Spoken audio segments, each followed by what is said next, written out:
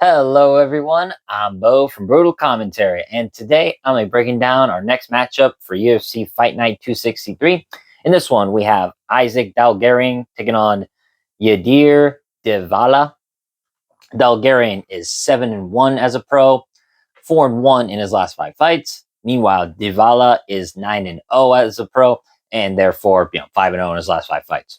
For Isaac Dulgarian, he's currently 2-1 in the UFC. He won his debut against Francis Marshall.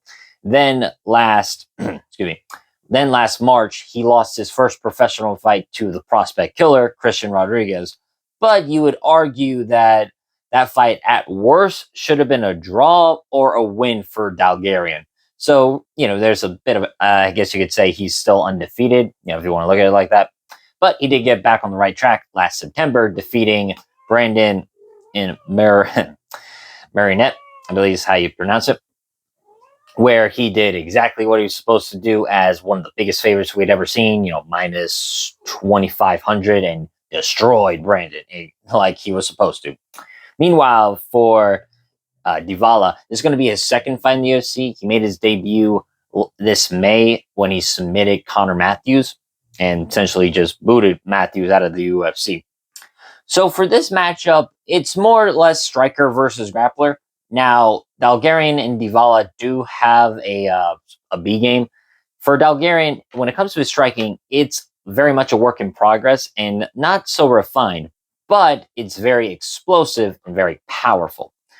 But for Dulgarian, his game revolves around his wrestling as a former Division 2 national wrestler, and honestly has really good credentials that, as well as added some Greco-Roman and collegiate style wrestling to his arsenal of takedowns. So Dulgarian is very good at either shooting your classic takedown or using takedown to close the distance, get the clinch, get his underhooks, and then muscle his opponents down, as Dulgarian is going to be one of the stronger featherweights in the division. Now, Dulgarian also performs takedowns like this, where he will shoot and then perform like very good technique, a classic blast double leg, but then finish the takedown using a lot of his just natural strength to complete it. So Dulgarian can kind of mix up exactly how he wants to take his opponents down, whether it's just refined technique, muscle their way down to the ground, or a combination of both, the takedown and technique to enter, and then using the muscle to finish the execution. Now, for once Dulgarian's on top, he's a goddamn nightmare. His top pressure is very good. He seems to prefer the arm triangle as his go-to submission, which makes sense, as Dulgarian is not very good off his back. As you see a lot of wrestlers who transition to MMA, they're not too good off their back.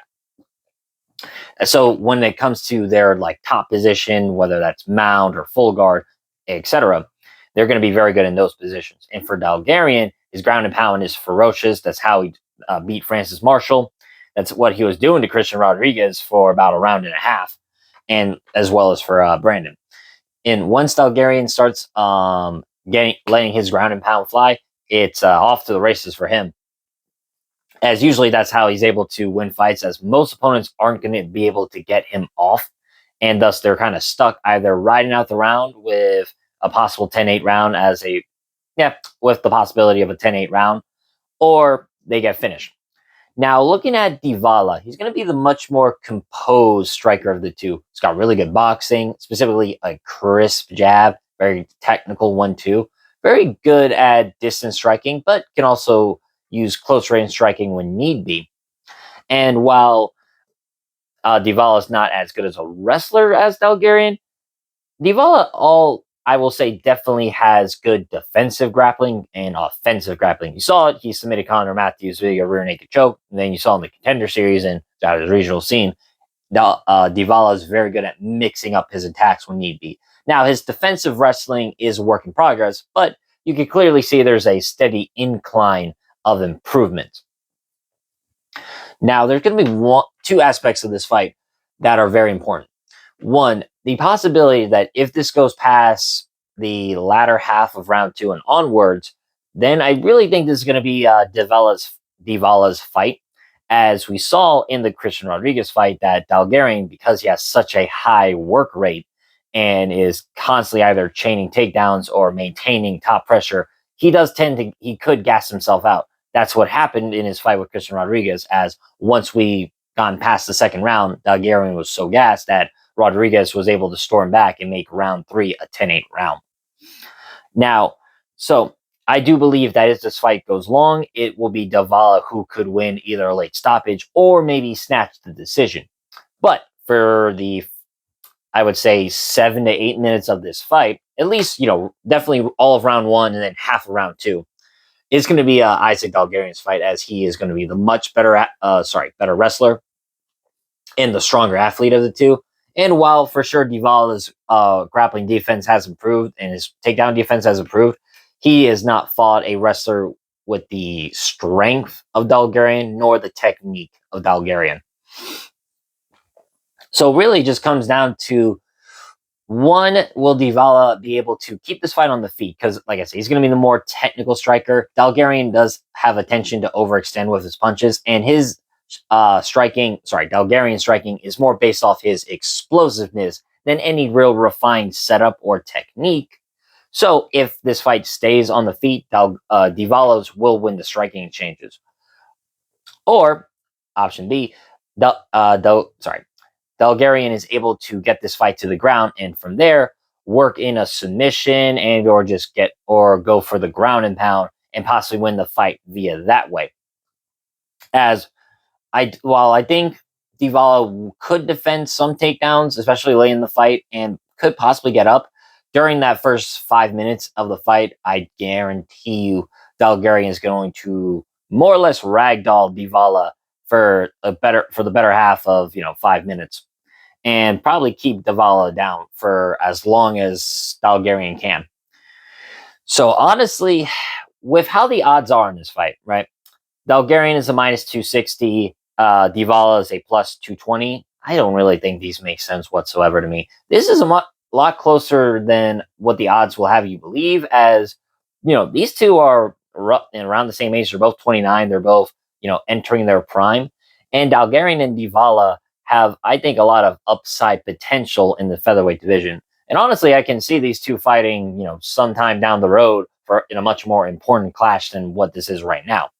So with all that being said, I'm going to lean towards Isaac Dulgarian to win.